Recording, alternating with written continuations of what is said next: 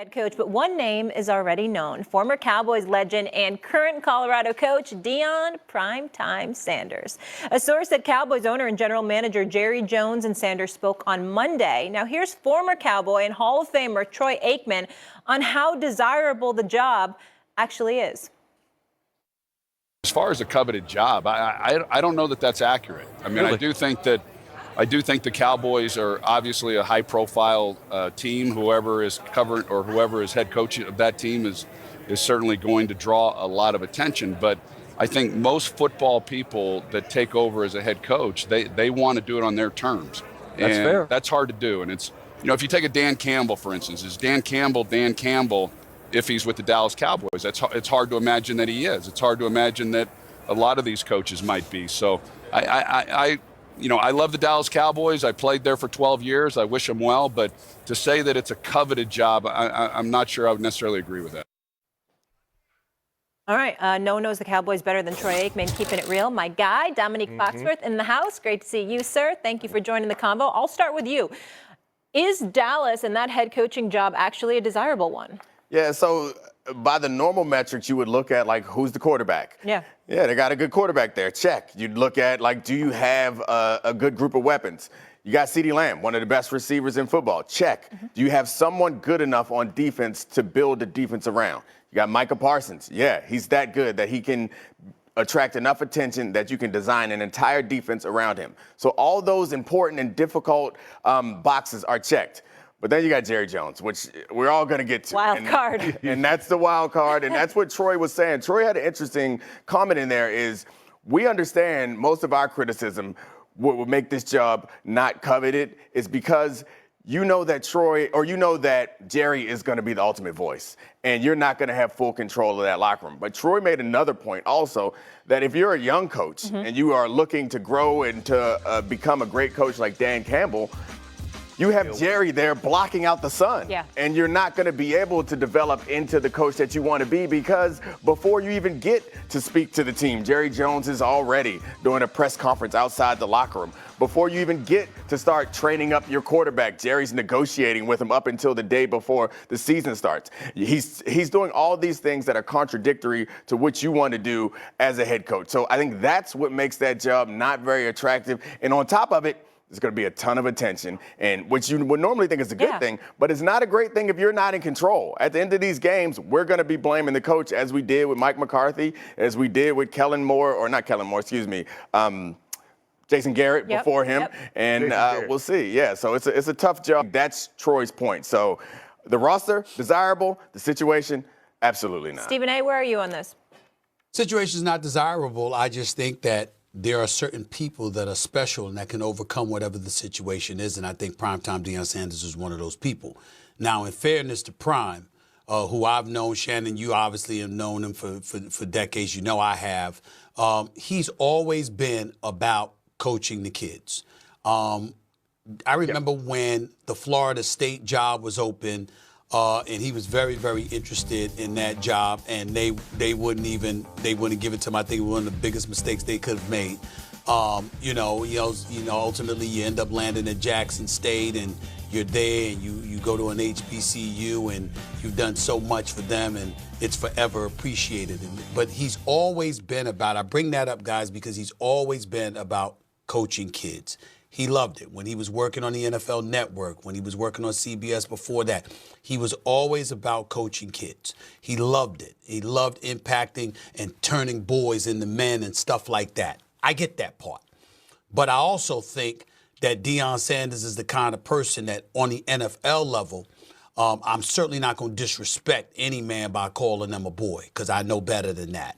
But you got some dudes in the NFL that does need the impact of a Deion Sanders, and he could have a profound impact on their playing career as well as their lives overall.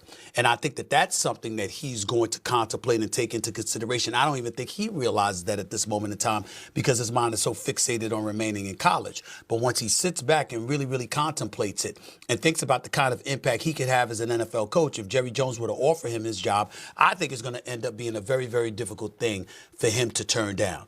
As it pertains to Jerry Jones, we all know that Jerry Jones is a problem. Shannon articulated the reasons why, as I'm sure he will again. The only thing that I would say to that is You 82. Y'all ain't been in a conference title game since your early 50s. Think about that. Last time Jerry Jones was in a conference championship game, let alone a Super Bowl, he was 53 to 54 years old. He's 82 now. You do get to a point where desperate times call for desperate measures, and the same old thing you've been doing, the realization hits you. It just ain't working. I might need to modify it to some degree. Yeah. I just think that's possible. We all know the definition of insanity. Shannon? Stephen A., what did time Coach Prime have at Jackson State? Control. What does he have at Colorado? Control. What is he not going to have at Dallas? Control.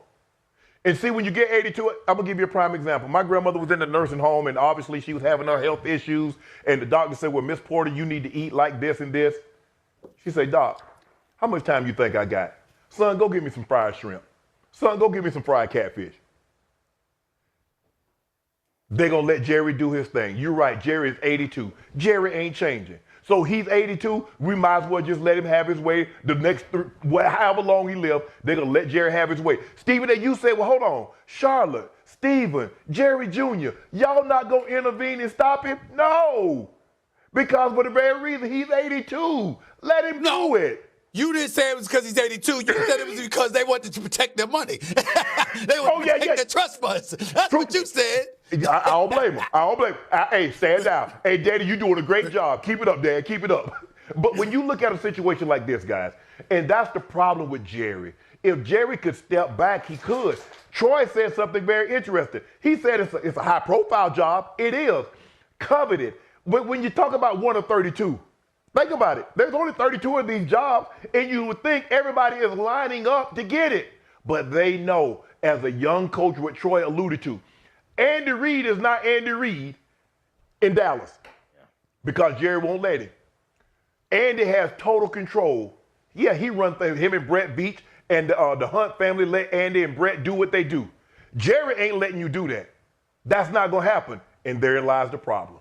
Yeah, and Jerry's, we're having this conversation, and I think in large part because it benefits Jerry, because I can't imagine that he actually wants to hire Deion Sanders. Nothing about the coaches that he's hired suggests that he wants Deion Sanders. Nothing about someone like Deion Sanders, who commands a great deal of attention, makes me think Jerry Jones wants to have him in his building and running his organization. Deion Sanders might be the only coach that you could hire where we would actually ignore what Jerry had to say after the press conference, because Deion's going to deliver a different message and it's going to be even more riveting than whatever Jerry's going to say. So I don't see it actually happening, whether you think it could be successful or not. And Deion, your point about Deion and wanting to coach kids, that is true. But in part, Deion is as famous as he is because Deion finds Deion really important. And that is a problem that Jerry Jones is not going to abide by, like having Deion Sanders there and him becoming the face of the star. We all assume that owners want nothing over winning.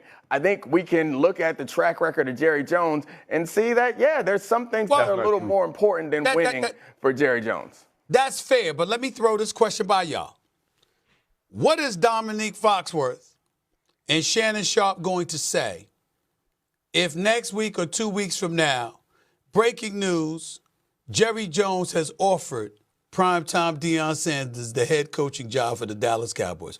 What are y'all going to say then? Let's say April Fool's, or I would say he must be gave. Hey, I'm gonna say he must be gave time guaranteed money, cause time ain't coaching on no incentives. That stuff that he tried to put in everybody else's contract, I'm gonna give you $2 million, and if you do X, Y, and Z, that ain't how time operates. You know him, and I know him very, very well. Time likes guaranteed money. And I mean, he's a guy who has options. Times like Shannon Sharpe, guaranteed money. That's right. Yeah, ain't no incentives. I don't know what's going to happen, but I need mine. Shannon, how do you think he'd be with Dak Prescott? Look, the one thing, he has the ability to really talk to anybody. When you have a bad game, he can talk you out of it. You have a great game, he's going to give you your credit, but keep you level, knowing that, hey, we got to follow this up again. That's the thing that makes it so hard. And I used to call him all the time and ask him, I said, bro, you are who you are. How do you coach these kids? They show up late. They make mistakes on things that he's like, because you know what? I don't look at them as me. I don't look at them as any other great player. I look at them and take them for who and what they are at the time. Xin chào tất cả các bạn đã đến với kênh YouTube của mình. Video ngày hôm nay mình sẽ lại đi tô màu những bức tranh con vật, động vật và những bức tranh phong cảnh gì đấy cho các bạn xem nha. Đây là những bức tranh mà mình đã tô màu xong rồi này các bạn ạ. Ở đây là trên bàn của mình còn rất nhiều những sản phẩm của mình đã chuẩn bị tô màu cho các bạn đây. Nhưng mà tô màu thì không thể thiếu được những hộp sắt màu này. Đây, những chiếc màu, đài màu sắc này các bạn ơi. Và bây giờ các bạn hãy cùng theo dõi mình tô màu cho sản phẩm nha. Xin chào tất cả các bạn. Em sẽ tiếp tục tô màu này bạn. Bây giờ mình tiếp tục với màu cam nha.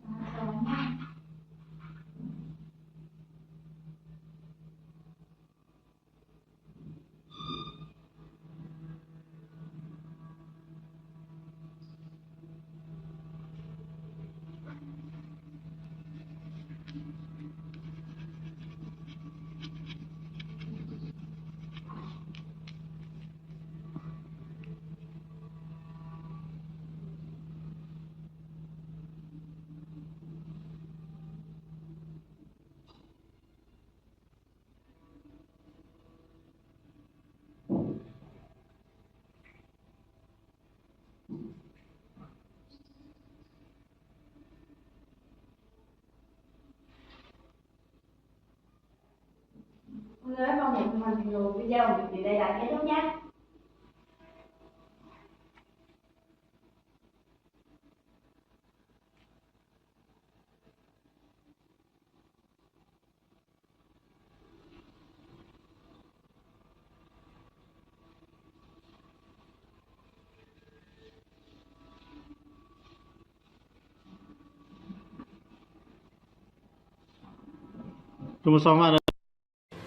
Xin chào tất cả các bạn đã đến với kênh YouTube của mình. Video ngày hôm nay mình sẽ lại đi tô màu những bức tranh con vật, động vật và những bức tranh phong cảnh gì đấy cho các bạn xem nha. Đây là những bức tranh mà mình đã tô màu xong rồi này các bạn ạ. Ở đây là trên bàn của mình còn rất nhiều những sản phẩm của mình đã chuẩn bị tô màu cho các bạn đây. Nhưng mà tô màu thì không thể thiếu được những hộp sắt màu này. Đây, những chiếc màu đài màu sắc này các bạn ơi. Và bây giờ các bạn hãy cùng theo dõi mình tô màu cho sản phẩm nha. Xin chào tất cả các bạn. Em sẽ tiếp tục tô màu nha các bạn.